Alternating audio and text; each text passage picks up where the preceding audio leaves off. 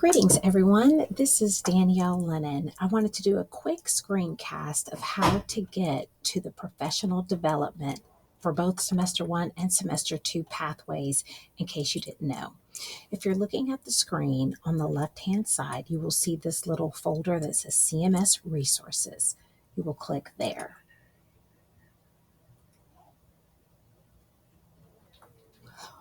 Once you see these four blocks, you will select Professional Development and go right under it to the Canvas catalog.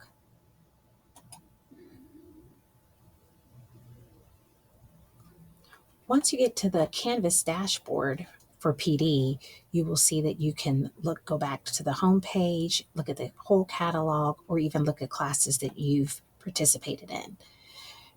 You can either select high or middle according to your content. I'm just going to select middle. Once the classes are updated, you will then either pick 6 through 8 building expertise or 6 through 8 building foundation. They're very, very similar. The expertise comes from a lens of an experienced teacher and has some extensions on advice for coaching other teachers in the building. Once you've clicked on the class, you will be able to enroll and you're done. Thank you. Have a wonderful day. If you need any help, please contact myself or Samantha Zapata.